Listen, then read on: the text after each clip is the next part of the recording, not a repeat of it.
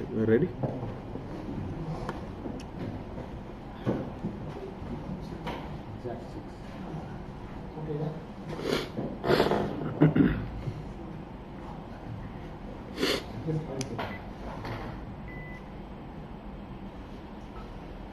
Okay, we start.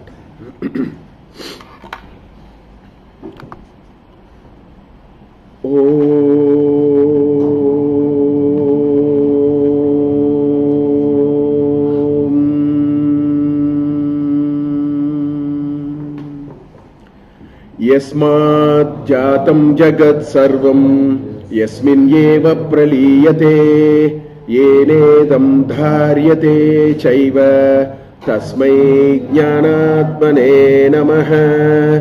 ईश्वरो गुरुरात्मेति मूर्तिभेदविभागिने व्योमवद्व्याप्तदेहाय दक्षिणामूर्तये नमः। तैत्तिरीयकसारस्य मयाचार्यप्रसादतः विस्पष्टार्थरुचीनां हि व्याख्येयं सम्प्रणीयते। ॐ सहना भवतु सहनौ भुनक्तु सह वीर्यं करवावहै तेजस्विनावधीतमस्तु मा विद्विषावहै। ॐ शान्ति शान्ति शान्तिः। ॐ न कञ्चन वसतौ प्रत्याचक्षीत तद्व्रतं तस्माद्ययाखया च विधया बह्वन्नं प्राप्नुयात्। अराध्यस्मा अन्नमित्याचक्षते एतद्वै मुखतोऽन्नगुं राद्धं मुखतोऽस्मा अन्नगुं राध्यते एतद्वै मद्यतोऽन्नगुं राद्धं मद्यतोऽस्मा अन्नगुं राध्यते एतद्वा अन्ततोऽन्नगुं राद्धं अन्ततोऽस्मा अन्नगुं राध्यते। य एवं वेद क्षेम इति वाची योगक्षेम इति प्राणापानयोः कर्मेति हस्तयोः गतिरिति पादयोः विमुक्तिरिति पायो इति मानुषी समाज्ञाः। अत दैवी तृप्तिरिति वृष्टौ बलमिति विद्युति यश इति पशुषु ज्योतिरिति नक्षत्रेषु प्रजातिरमृतमानन्द इत्युपस्थे सर्वमित्याकाशे तत्प्रतिष्ठेत्युपासीत प्रतिष्ठावान् भवति। तन्मह इत्युपासीत महान् भवति। तन्मन इत्युपासीत मानवान् भवति। तन्नम इत्युपासीत नम्यन्ते एस्मै कामाः। तद्ब्रह्मेत्युपासीत ब्रह्मवान् भवति। तद्ब्रह्मण परिमर इत्युपासीत पर्येनं म्रियन्ते द्विषन्तः सपत्नाः पर्ये प्रिया भ्रातृव्याः। स यश्चायं पुरुषे यश्चासावादित्ये स एकः स य एवंवित् अस्माल्लोकात् प्रेत्य एतमन्नमयमात्मानमुपसंक्रम्य एतं प्राणमयमात्मानमुपसंक्रम्य एतं मनोमयमात्मानमुपसंक्रम्य विज्ञानमयमात्मानमुपसंक्रम्य एतम् आनन्दमयमात्मानमुपसंक्रम्य इमान् लोकान् कामान्निकामरूप्यनुसञ्चरन् एतत् सामगायन् आस्ते। हा ऊहा ऊहा ऊ अहमन् Ahamannam Ahamannado Hohamannado Hohamannadaha Ahagshlo Kakrit Ahagshlo Kakrit Ahagshlo Kakrit Ahamasmi Pratamajarta Sya Purvam Devebhyo Mritasya na Bhai Yoma Dadati Saidevama Vaha Ahamannamannammadantama Mi Aham Vishwam Bhuvanamabhyabhavam Suvarna Jyotihi Ya Evam Veda Ityupanishad. So we are in this long last Anuvaka of the completion of Taittiriya Upanishad, Bhrguvalli. So last class we saw the fourth vratam. Na kanchana vasato pratyachakshita tadvratam tasmad yaya vidaya kas bahvannam prapnuyat. The whole idea of Atiti Satkara, the whole idea of how do you do the Atiti Devo Bhava. So that was the fourth life principle which was given in the 10th Anuvaka. Then what this Upanishad, it is going to close now. So it does something, another interesting thing. It brought a suite of upasanas. And the question is why? And what are these upasanas and what is this? I was just trying to understand why did Shruti bring this and finish the Anuvaka. Of course there is this song of ecstasy at the end of the day. That's okay. So this was my thought when I was trying to make sense of what is going on here. I think the more general question that came to my mind, perhaps that would be one way to look at, is I'm talking about a very general question. See, the charm of reading Upanishad is what we discuss in Upanishad can also be useful for our day-to-day living also. Vyavaharika also, although this is for Paramarthika, but the concepts are so good that some of these ideas may be useful for our day-to-day living also. So, there was a more general question which I thought it is trying to answer. How do we internalize an idea? This need not be Paramarthika, it can be Vyavaharika also. Question is, how do we internalize an idea? How do we dwell on it so much that we can live through the idea? This is a general question, na? I am a professor of operations management. Unless I do it, I will never teach operations. There is a certain concept.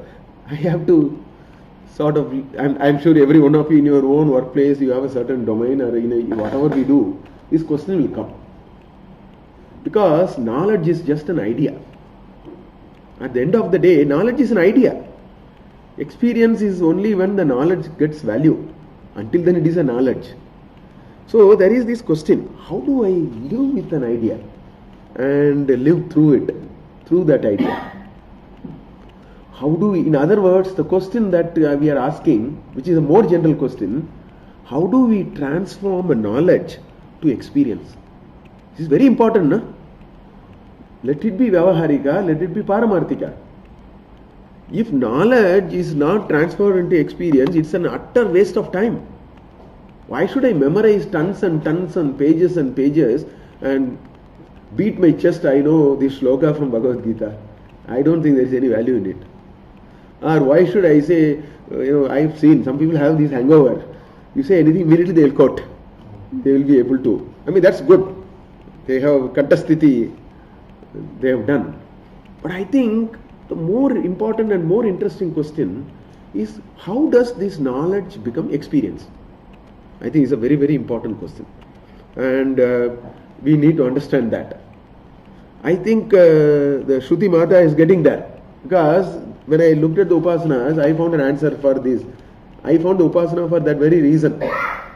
So, even in the materialistic living, we need answer for this. I have understood something as a piece of knowledge. How do I develop the expertise? Only through experience. And how do I transform the knowledge into experience? That's a big question that we need to ask. How do I transform the knowledge into experience? So, there are a few things which came to my mind as I was reflecting through these upasanas which are going to follow. First of all, nobody gets experience by gaining knowledge and committing it to their memory thoroughly. That may be only a first step. I can commit a few shlokas of Bhagavad Gita, maybe I can commit Taittiriya Upanishad to my memory. I don't think that is anyway knowledge. That could be a precursor for, what I mean is experience, experiential knowledge. Vijnana. Visishta Jnana is called Vijnana. It's not Jnana. We are talking about Vijnana. Visishta Jnana is Vijnana. So we are talking about how does the Jnana becomes Visishta, Vaisishtya. It becomes more valuable. Otherwise the knowledge is available in a book. It's available in a book, can be here also, e-book or a bio book or whatever you want to call it. What is the use of it? So first point is, nobody gets experience by committing knowledge to their memory. We are convinced of that. The only way knowledge becomes experience and valuable is we should be able to relate to it. See, how does this understanding happen? We start relating to it. See, that's how a 2-year child learns also. It observes. That's how it picks up its vocabulary. It keeps people saying, it also starts using it. Then it sorts of, let's say all these parents is a 1-year child, 1.5-year child, one of the preoccupation is, where is the nose, it will touch the nose. Where is the head, it will touch the head. You are making sure that it is able to relate to the knowledge. So the next step in creating value out of knowledge is we must find a way to relate to it and relate to what we do also. Only then that knowledge goes to the next plane of experience in whatever ways it has to go. Then you need to link it to your actions. It's not just relating to what is, we need to be able to link it to the actions and thoughts and make meaning out of it. This is how the knowledge becomes experience. No? You connect it. See, if I learnt a new trick, I learnt a new, calculus or something. Now, this is the process I would have gone. I would have first learned the theory. I would have understood, this is how it is. Then I lay my hands. I will try it out. There is a worked out problem. I will try it out. Maybe a couple of problems are right, couple of problems are not. Then slowly that confidence builds. Now I am able to sort of understand. So the value, I get more experience. Now if I get so much experience, I can teach somebody calculus now. Yeah, now I understood the nuances of calculus. This is what we do everywhere. So that's what a child also does. That's how the whole learning happens for any child also. So we need to link it to our actions, we need to link it to our thoughts and make meaning out of it. So why are we doing it? Because this is the only way we will build conviction of that idea. Because knowledge is just an idea. You have to build conviction. So we start building a conviction, yes, this knowledge indeed works, indeed exists, indeed makes meaning. So it builds conviction of the idea, provide us that snippets of experience also. We are able to see that really happening. So that wow factor starts happening in our own small little way. So it gives us that snippets of experience and eventually we immerse into it and it becomes the experience of the self. So many things that we have learned actually goes through this process. We might not have really dissected it in so many steps and looked at it one step at a time, but I am sure that is what it is. We would have passed through it. We can step back and then slowly look at it, and then you become more and more experienced of it over time. Then that knowledge becomes truly valuable and we live through it. Knowledge becomes a way of life rather than a piece of knowledge available in a book. So this is how we do in any knowledge, whether it is a materialistic world, whether it is spiritual world. This is the only way knowledge can happen. So that is what, Yajurveda told to his wife, Maitreyi, Shrotavyaha, Mantavyaha, Nididhyasitavyaha. Shravanam, Mananam and Nididhyasa. So, Shravana is just getting the knowledge. It's now available as a set of ideas. The Manana is this process. This process is the Manana. We are trying to make sense of it, trying to link it to something, try it out, learn out of it, clarify the nuances of it. That's the real Manana. And Nididhyasa is, as more and more we do it, we get deeply immersed into the subtleties of that particular thing. So that is what is the word, Shravanam, Mananam and Nididhyasam. So this is the process that anybody must go through it. So now, Shruti, what it does in Taittiriya Upanishad is, it has talked so much about Brahma Vidya. Brahma vid apnoti param, tadesha yukta, satyam jnanam anantam brahma. All that. The second chapter is the most important thing in Taittiriya Upanishad. First and third are upasana, some living principle, nice things. But the Brahma Vidya is in the first line of the second chapter. That's all. Brahma with apnoti param. Full stop. The rest are all trying to explain it. Now the Shruti wants to tell, I don't want to leave this knowledge just like that with you. Now I will prescribe a suite of upasana. That is exactly what is upasana? Upasana is an opportunity to reflect on it, opportunity to try it out, opportunity to do the manana. That is called upasana. That is exactly what is upasana. We talked about it in the first chapter. In some detail I mentioned what is upasana. Upasana is a method by which an otherwise incomprehensible idea. And why it is incomprehensible? Many reasons. For example, you can't comprehend India, so you can do upasana on Indian map. An incomprehensible idea can be reflected, contemplated, understood on a proxy. Shaligrame Vishnuvat. Shankaracharya keeps saying this. That stone must remain Vishnu. Vishnu is incomprehensible for me. But that doesn't mean that's the end of the story. India is so incomprehensible, I will take a national flag. In the national flag, I will be able to comprehend India. So the very idea of upasana is that. Upasana is a method by which provide a structured mechanism in which you superimpose something and repeatedly think about it, reflect on it, try to make sense of it, make meaning out of it. This is upasana. And precisely that is what the Shruti wants to do when it closes the Taittiriya Upanishad. It gives a set of upasanas, okay? And what are these upasanas? These upasanas are saying, I talked about Brahman. Now you have to practice it. I don't want to leave it as a piece of knowledge and go. Then it is not making enough sense. So I will now tell you some ways of practicing it. That is what the closure of Bhrguvalli is there. So there are upasanas. And it served in that process, it did something very important. I made this reference last week itself. If God and Brahman is a concept which is nowhere in my reach, I think we are wasting our time. Because nobody wants to do it for the sake of time pass. If you are told, I will tell you about something which you can never see, you can never experience. It is several light years away. It is not worth it. We don't have that much time to waste. God must be at our reach. God, if it is not at our reach, the concept of God is worthless. Please understand. It's not of any value. Now, how do you get it? So, the Upasana is actually reminding us, God is very much, it brought us into us.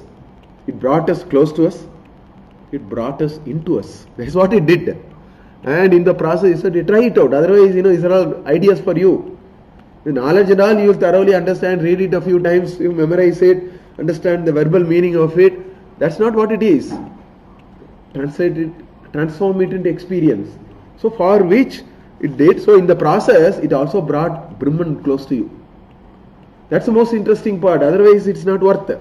So it brought Brahman close to oneself, into us. It brought us into us. That's what the last two upasanas are doing. Okay?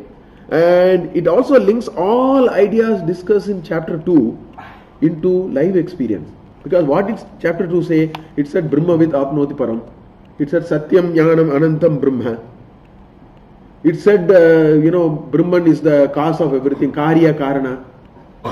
It said, Bahusyam Prajayeti Satapo Tapyata Satapas Taptva Idagum Sarvam Asrijita. The creation process was explained. So a concept of Brahman was explained in many ways. You have to start putting the hook of all those knowledge into you and see it. Otherwise knowledge remains as knowledge. So that is what I think the Shruti is trying to do as it closes the Taittiriya Upanishad in the Bhrguvalli. And in the process of doing it, what it has done is it has taken these familiar three dimensions.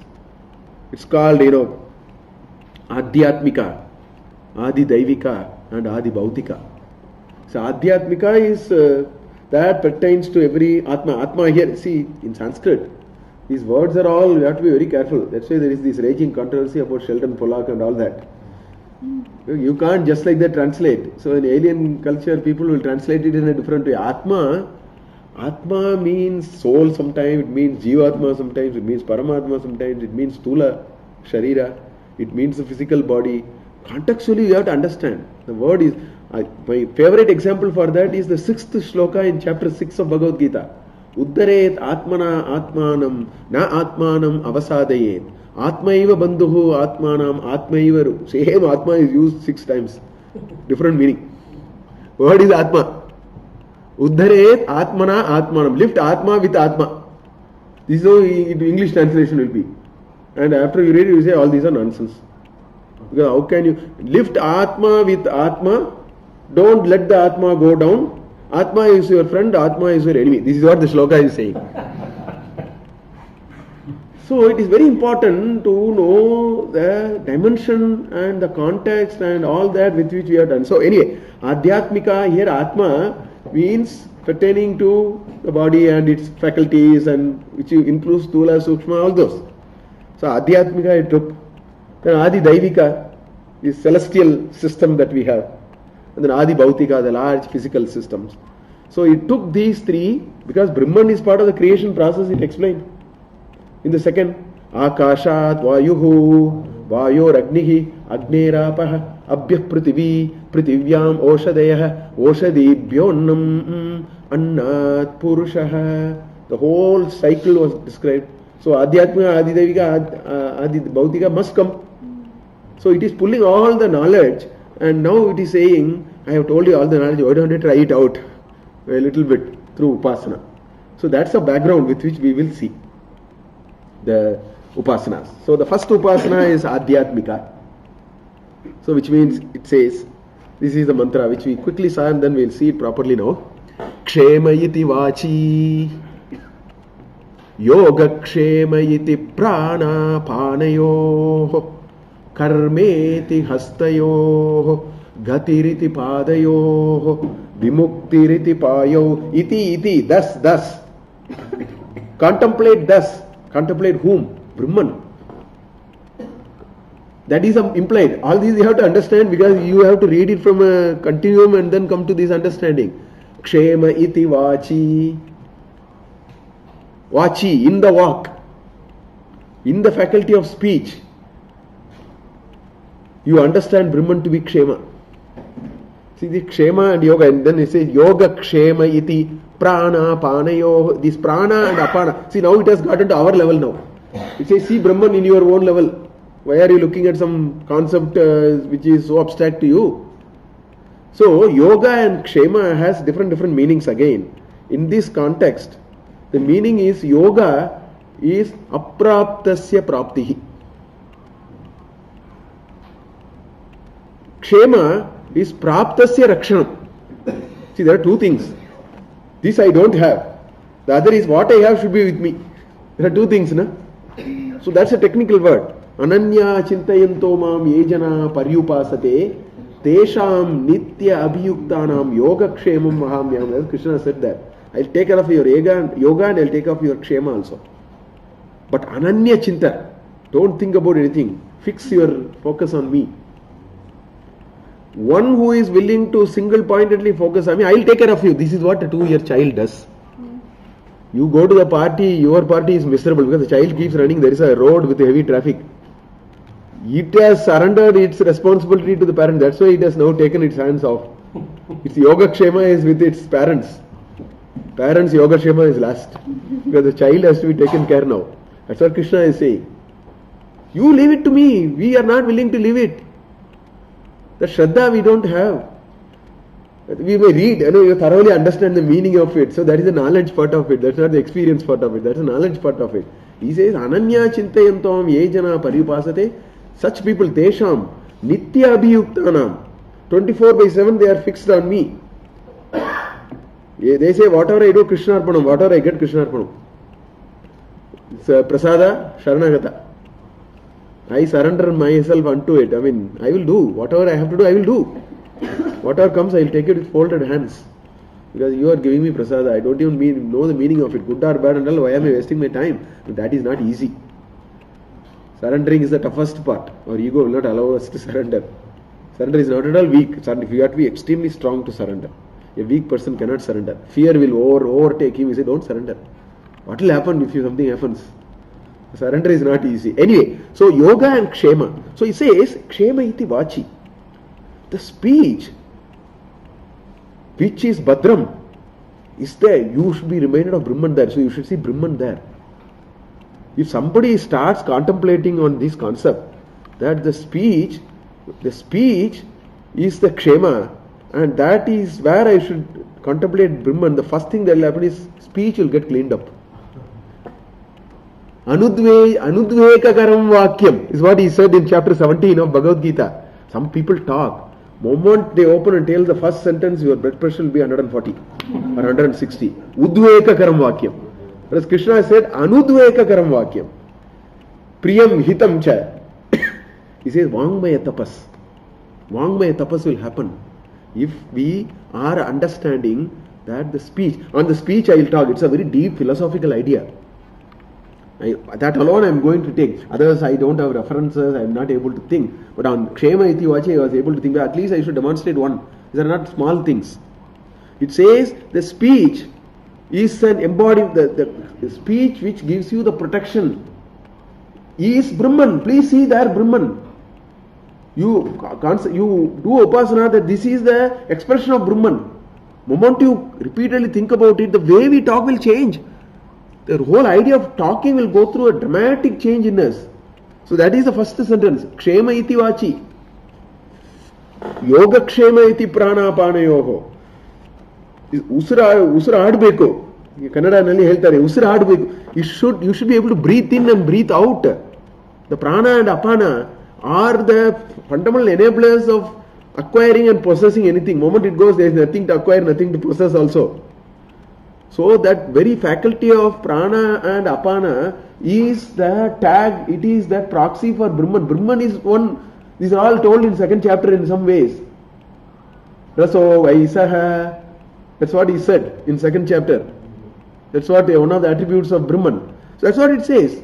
Every time you breathe in and out, you say, I am able to see Brahman going through it. Then there is a meaning to this breath and the existence and our life existence. So all these will take you to the next level. Na? You repeatedly think about it, reflect on what this mantra is saying, why is they saying this mantra. It will take us to the next level of understanding. That's how the experience will come.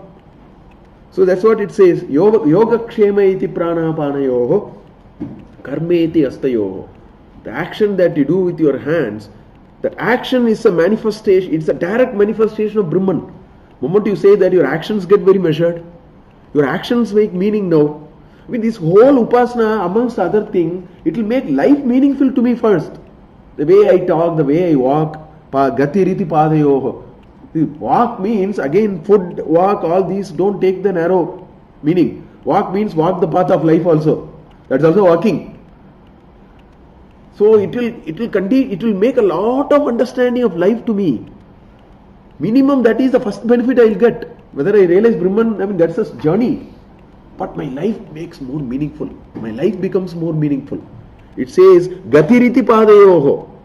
The various things that you have treaded in life, of course it uses the word Pada because it is trying to ask you to reflect on your own self. That's why it is using all those tags.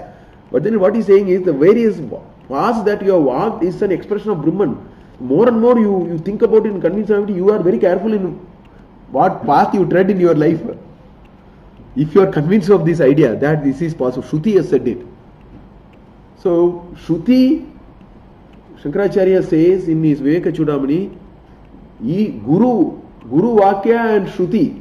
In this, if you are willing to believe, That is called Shraddha. Shruti has said, that means there is something to it. It will transform our life. Instead of asking this question, if we say there is a reference frame from which we have operate our life, and the reference frame is credible enough, that might give a lot of meaning to what we are doing. So, Gatiriti Padayo, Vimuktiriti Payo.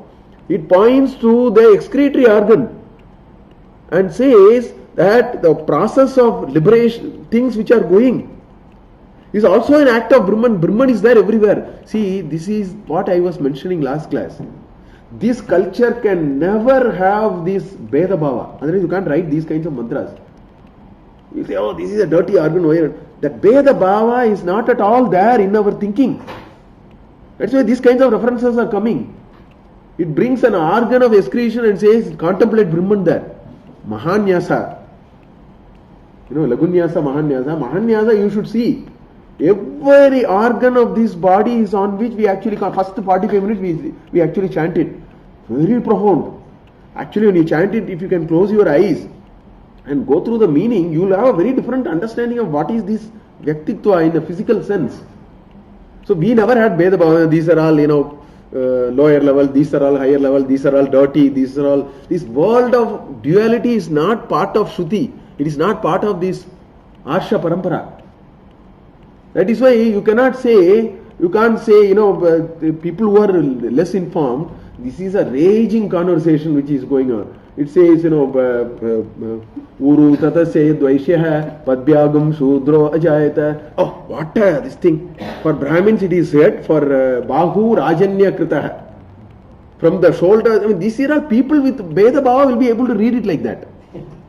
That's why Shankaracharya said that Vishwam Darpana Drishyamana Nagari Tulyam Nija Antargatam. World is a mirror, you will only see what you are. If you have Veda Bhava, everything you will read only with Veda. Because that is your reference frame. That's the raw material. With your raw material, you can only do that. So it is just a way it has been written. Now you take it and then, this is all, this is one major conversation I have seen.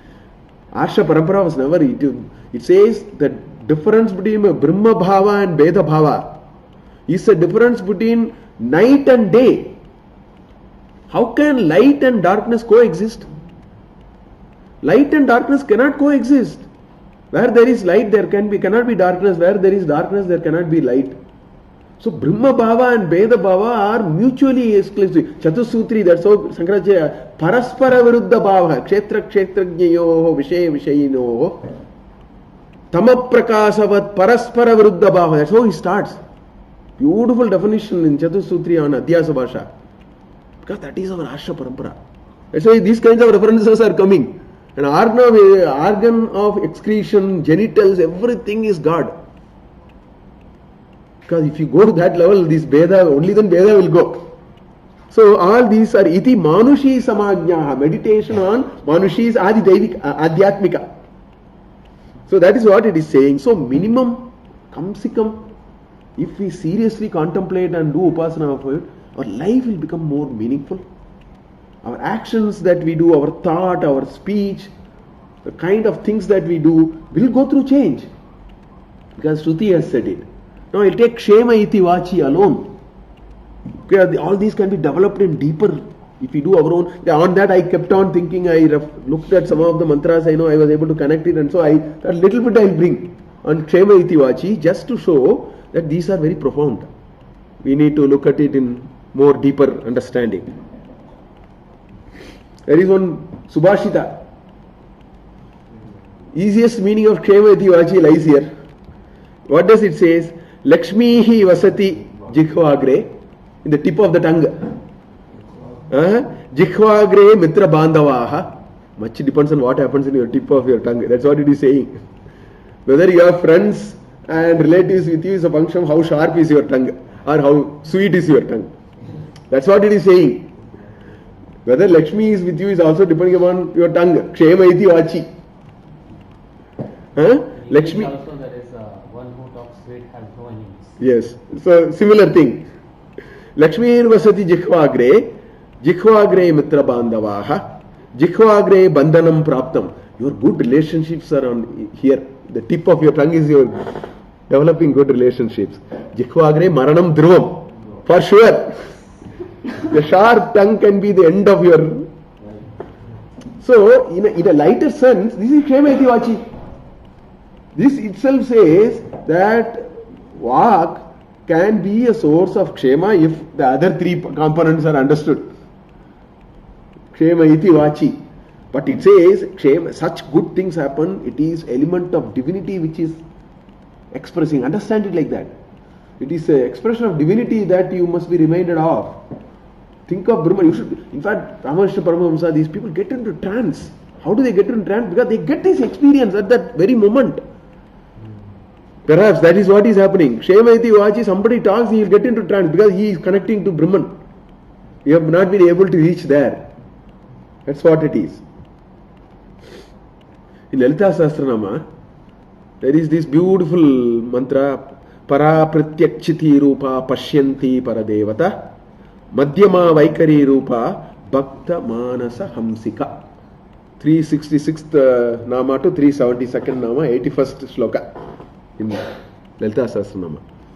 So there are 4 technical words here, Para, Pashyanti, Madhyama and Vaikari. Levels of sound. So our ancestors, see today when you read communication in a management school and talking about communication, we resort to only the sound level. What vocabulary, how do you speak, at this level only the whole discussion is. Whereas what this is saying, I mean, I have to explain it, it needs a lot of time. I am not going to get in there. All that, the genesis of the whole thing is our understanding of sound. I am making a sentence now. The sound that you are hearing, which is the stula, this is the stula. The grossest form is this. That is called Vaikari. That is the last one. Vaikari Rupa. I mean, this mantra says the Devi is in all the 4 forms of sound. Kshema iti vachi, I am coming there. This mantra says Devi is in all the 4 forms of sound. What are the 4 forms of sound? Vaikari. Vaikari is the grossest form where it is all sound waves. Now what our ancestors are saying, this sentence does not come just like that. Doesn't come like that. There is a, Karana Bindu, which is in Mooladhara. This sound that comes, they have traced it in a particular way. It says every sound that comes starts from Mooladhara. It's a Karana Bindu. Then when it comes to Swadhisthana, it becomes Shabda Brahma. It first time it chooses to get to a level of a manifestation. So the sound is not just a simple process which you see at the front end. There is a 4-part layer. So the lowest form is called Para. That which is in the Mooladhara, which is without shape and form. That's the Brahman. Which is Nirvikara, Nirupadi, Nirguna. Sound is also like that. That's a Karana Brahma.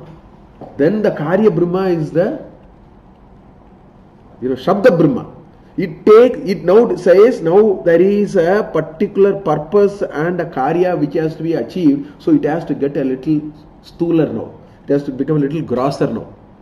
So as this sound, the sound according to this Shastra, it starts from Mooladhara, it comes to Swadhisthana, and then it comes to the chest area, the Dakarakasha, that area. There it gets to the shape of. So sometimes you can think of a sentence, but you don't have to say, na? Yeah. That level. Upamsu is what they say. You won't get words out. You don't have to whisper also. But the sentence may be there. So it has taken the next grosser form. Right? That is called Madhyama. Then finally when it comes to the throat, then your Siksham, Ya, Kya, Syama, all that Siksha will happen. All the signs of pronunciation will convert it into whether tongue should twist up or down, whether it's Danta or Lobial or whatever, Upadmaniya, Jihvamuliya, all those, then it becomes a sound. That is Vaikari. Now there are 2 interesting parts here. First interesting part is sound is not something casually coming from here. Sound is a Shabda Brahman which starts from a Karana Brahman. That is, so which means that is what it said Kshema iti vachi. It said, understand every sound is Brahman manifesting in the sound form. That is one prayojana of this mantra. Another prayojana of this mantra is also saying that sound is not just this front end. There is a whole lot of process through which every thoughts that are happening converts into prayojana, and that becomes a karana bindu, karya bindu, and then shabda brahma, and then it becomes upamsu, and then it comes out. So all those we can think. Moment you say kshema iti vachi. Now if every one of us think that the sound that is coming out of me is nothing but Brahman, if this thought engulfs me more and more, anudvekakaram vakyam will happen. Because to me, sound has become a very holy idea now. It is not, so this loose tonguing, this filthy talking, all that will become a thing of past. That is what is called an evolution of an individual.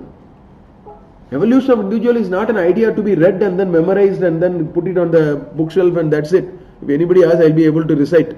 That's not evolution. Evolution is, does it change your behavior? Does it transform your vyaktitva? That is why all those mantras. So, kshema iti vachi. And this particular idea is so profoundly said in 100 places. From Rigveda it is borrowed everywhere. Mahanarayana Upanishad also has it.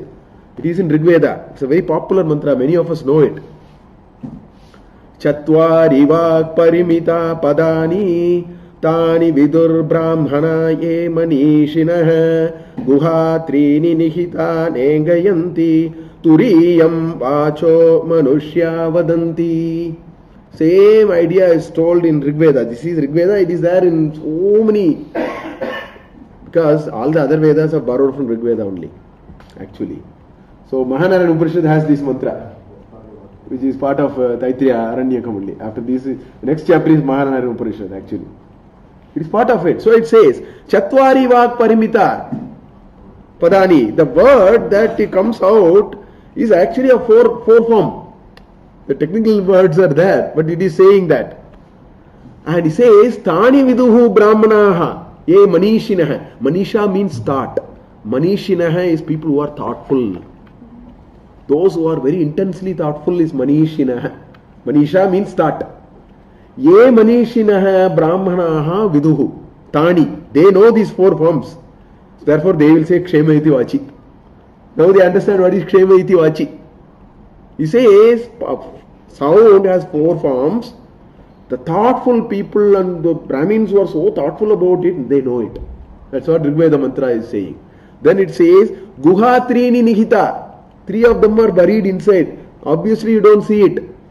Guha trini nihita nengayanti turiyam vacho manushya vadanti. The fourth one people say speech.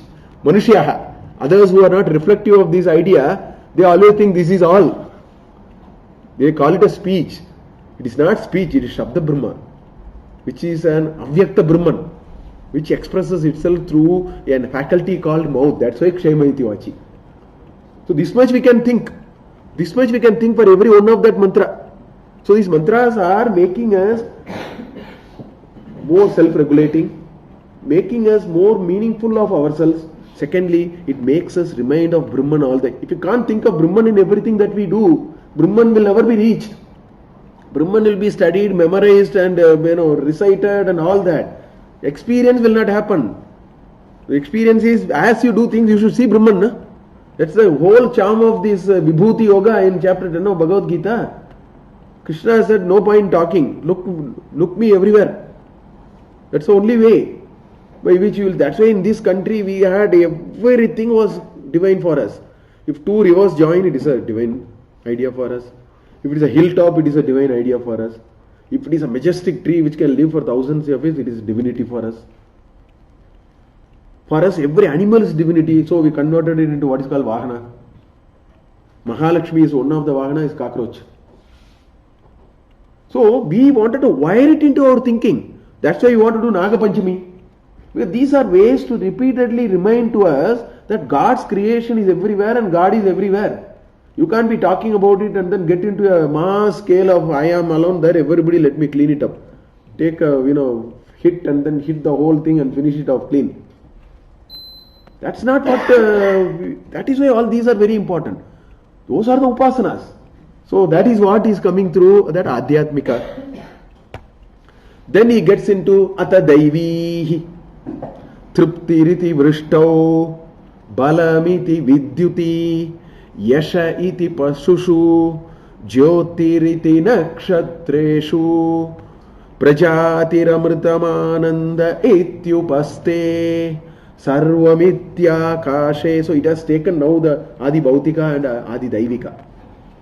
For example, so Ata Daivihi, now he says, you try to do upasana in yourself and see Brahman in everything that you do. Your breath is Brahman, your speech is Brahman, what you do with your hands is Brahman, what you do with your hand is Brahman, your excretion and your genital, everything is Brahman. Genital is coming here.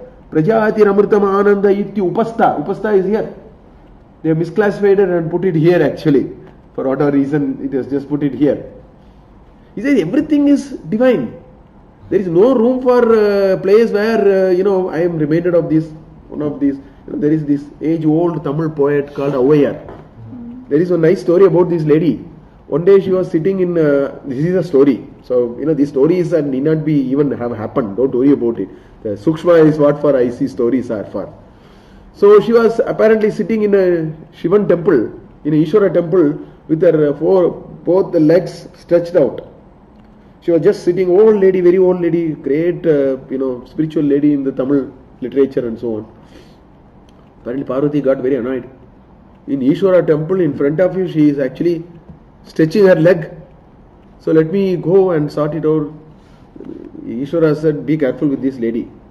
But nevertheless, you want to do, it's all right. So Parvati comes to this lady.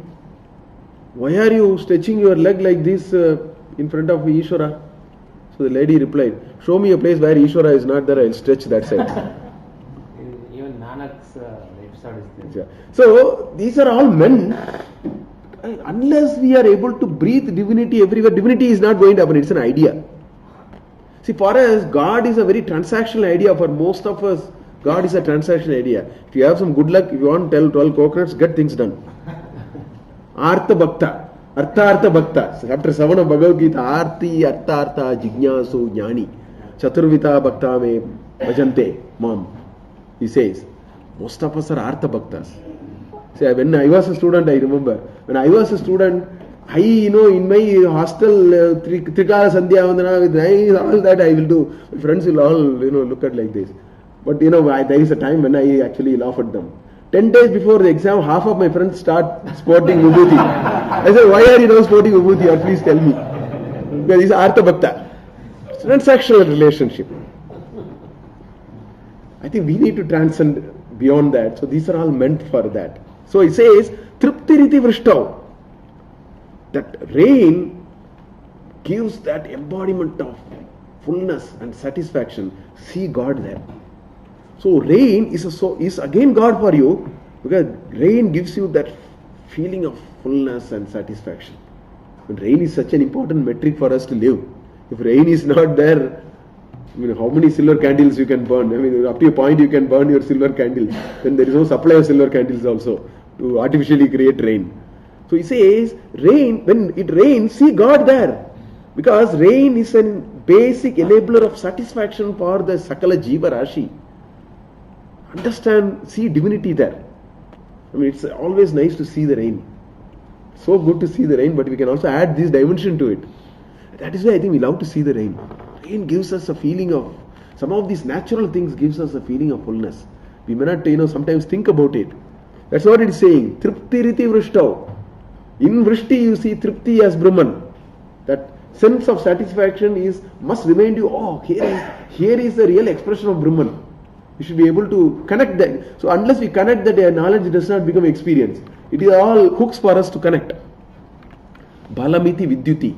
The power of the lightning and the thunder, and that mighty power must remind you of divinity. That's what it is. I remember one child asked me, what is nature? How do you define nature? Several years back. This is, what is nature? So I thought for a while, first I said nature is God, which was not convincing for the child anyway. Then slightly about 4th standard, 5th standard, little bit science is, some understanding of science is there. So I asked that girl, if you put a tube lamp, how much light you will get? No, this room will be lit. If it's a much bigger room, you need 2 tube lamps. Otherwise, that place is a little darker, this place is a little brighter.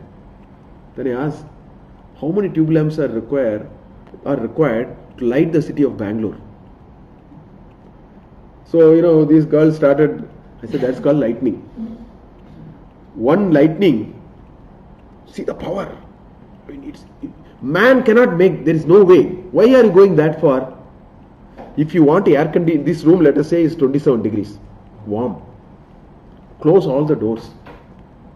You want to bring it to 21. You can calculate how many tonnages of these ACs are required, and if you put 3 ton AC, it will take half an hour. You can do a thermodynamics calculation, and you have to close all the rooms, by all the windows, by the way. It's a closed system. Then my question is, what is the size of your tonnage of AC is required if you want to bring down the temperature of Bangalore by 6 degrees in 3 minutes? That's what some rain clouds will do. I mean, this is, nature is Balamiti Vidyati. I see in every one of them, I see God. Man cannot replicate it. It's an open system, by the way. It's not a closed system. It's an open system. In thermodynamics, this open and closed system is a very important thing, no? There is no pollution. no prions. It's impossible. That is what we must remember. So nature is embodiment. God, if you want to see, you don't have to go anywhere. See nature. Nature is, every moment must remind us of God because it's mighty. So powerful. It's extraordinarily powerful. Lightning, rain, whatever we will talk about. That's what it is. Balamiti Vidyuti. That's what it says. Yasha iti Pashushu. It uses Pashushu because this wealth and goodness and well-being, which is all it's an endowment of resources. Who endowed all these resources in this world? That's why I keep saying again and again, man can only recreate. Man cannot create anything. Man can only recreate. You can take 2 things and make a third thing and get a IPO for it, or get a patent for it, and have a 15-year. All that we can do. But where from you did? Nature gave. Man cannot create any, not even a speck of dust man can create. Speck of dust also is God given. So that's what it says. The Pashushu means the endowment of resources. When you see endowment of resources, see God there. So it has now gone from Adhyatmika, it has gone to Adi Daivika and Adi Bhautika. It has gotten into the physical world. He says, you have to see God everywhere. See God in temple, you see in your Upasana, but see everywhere. Otherwise, where are you going? You are going nowhere. It's a dead end for you. That's why it says, Yasha iti Pashushu. Jyotihi iti Nakshatreshu. This whole astronomical thing is truly astronomical. It takes 8 minutes for the light of sun to reach us. So the sun that we are seeing is a 8-minute-old sun. Astronomy is, if you want to get humbled, read a little astronomy. Or look at that and what are we talking? We are nowhere in this whole scheme of things. I don't know who created all. We can call it as Milky Way, this, that, all words we can give. You can say, black holes, white holes, all that we can say. But who created all this? Is there a machine running to do that? And what is that machine? That is divinity. So that's splendor of the night sky, thousands of stars gazing on the sky. Did you put a sodium vapor lamp there to do it? Your sodium vapor lamp will pale in comparison with that. So Jyotiriti Nakshatreshu, when you see the stars, see God, you get into trance. You should connect to the God and lose yourself. Why don't you try it? That's what it is saying. It is saying Jyotiriti Nakshatreshu. That's what Krishna also said. Balam Balavatam Asmi. Tejas Tejasvinamaham. Chapter 7. Beautiful. Balam Balavatam Asmi. Tejas Tejasvinamaham. If you see a Tejas, if you see a Tejas in a Tejasvi, see me there, Arjuna. That's how you have to know God. Don't look God in many ways. God is around all the time. That is the same thing this mantra is also saying. It says Jyotiriti Nakshatreshu. Prajati Amritam Anandam. This procreation process, this joy, this immortality and mortality, everything which is happening, genital is one organ which is being mentioned here. All these are divinity. Nothing is possible otherwise. So everywhere see divinity. That's what this mantra is saying. It's saying Prajati Amritam Ananda Ityupaste. Sarvamiti Akashe. I mean, I don't know how can you measure this Akasha? I don't know whether you can take a tape and then say it. It's as astronomical as astronomy. We don't even know the start and end of this Akasha. And that Vyapti, moment we look at Akasha, we should be reminded of divinity. These are all Pratyaksha Brahman. These are Pratyaksha Brahman. Why are you waiting for some abstract ideas? They are Pratyaksha Brahman. Kshemaiti Vachi is a Pratyaksha Brahman. Gatiriti Padayoga is a Pratyaksha Brahman. Sarvamiti Akashe. In the moment you see Akasha, look at the charm of this creation. This whole creation is, the Akasha is a Sanketa for it. It is a proxy reminder that this world of norms and fame, Nama, Rupa, all this Prakriti is all divinity. That's what this all enclosing Akasha must tell us. So that's what this mantra is saying. Surya Narayana. It is coming. Yaschayam Purushe Aso Aditya. All those are coming. It uses the very Aditya at the end. Yaschava Aditya Sayekah Saya Evam Vit. Surya Narayana is the most Pratyaksha Brahman that man can ever think of. That's why Sandhya Vandana was so important in our scheme of things. Sandhya Vandana is not time pass. Sandhya Vandana is the only, that's why all Varnas are supposed to do Sandhya Vandana. Sandhya Vandana, if people have any iota of gratitude, they should do Sandhya Vandana, because you live because of sun, you wear this dress because of sun, you eat because of sun, you eat, this table is because of sun, this light is because of sun, this electricity is because of sun, everything that you can think of is because of sun. That is the Pratyaksha Brahman. All others are unimportant to me. Pratyaksha Brahman is just Surya Narayana. We don't have to go around looking. Every moment of your life is made. Imagine if sun moves 4 inches away, I am told, I don't know physics and astronomy, I am told, if sun moves 2 inches away from us, we will all die of cold. Or if sun moves 2 inches near us, we will all burn of heat. It looks like such a delicate balance. I don't know, 2 inches maybe 2 feet or 200 feet or whatever. What a balance. What a balance on me. That's why in the second chapter it said, Mrityurdavati Panchamayiti. All these work in such a beautiful order. See that order as divinity. See the seasonal cycle as divinity. See sun as divinity. All that is what these two upasanas are saying. Now, after these two upasanas, it takes us to a final upasana in which he says, Yad bhavam tad bhavati. What you think, you will become like that. We'll see the mantra and continue the next class, but we'll see the mantra quickly and then we'll continue the next class. Tat pratishtetyupasita pratishtavan bhavati. Tan maha. That mahat. If you think that is mahat, you will become mahan.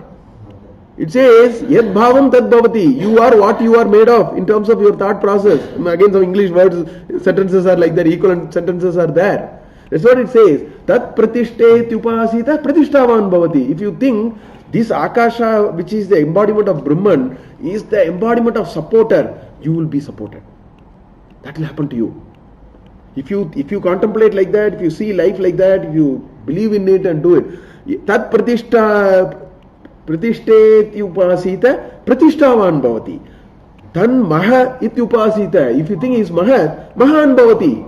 If you think he is great and the thought engulfs you, you will become great. Because all your things will also modify. Yad bhavam tad bhavati. It's a Upanishad Vakya anyway. Then he says, Tan mana ityupasita. Mahanavan bhavati. If you think this whole thing is nothing but this thinking mind, this manas is not it's a thinking faculty and the mind, you become very thoughtful in life. Mahanavan bhavati. He says, Tan mana ityupasita. Manavan bhavati. You will become thoughtful in life. That's what it is saying. It goes on. Tan nama ityupasita namyante asme kamaha. It is something which is to be worshipped.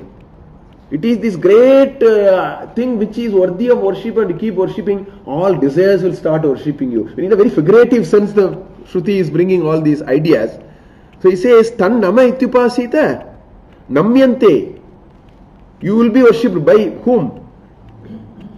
Who will be worshipped? Asmai, that person who did this upasana. And who will worship? Kamaha. Kamaha namyante asmai. That person will be worshipped by all desires. It means desires will be subjugated. That's all. That's all it means. that doesn't matter to you anymore. That will become an issue of, no longer an issue of things. We'll continue it in the next class. I thought I'll finish every week. I think this will I finish. It looks like it keeps going. And that's the charm of the Shruti. I thought it's going to finish, but it looks like it is going to go one more week. Hopefully we'll finish it next class. I don't know. Yeah, then we'll do one summary and all. Okay. Okay.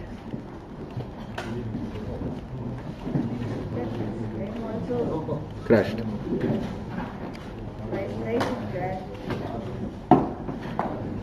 But the streaming Bhavam tat bhavati. You are teaching it is I had live stream going. Huh? The live stream went. Acha. Means locally it is saved is what you are saying. No, locally it's not saved, but Oh, finally when you tried to save it, it crashed.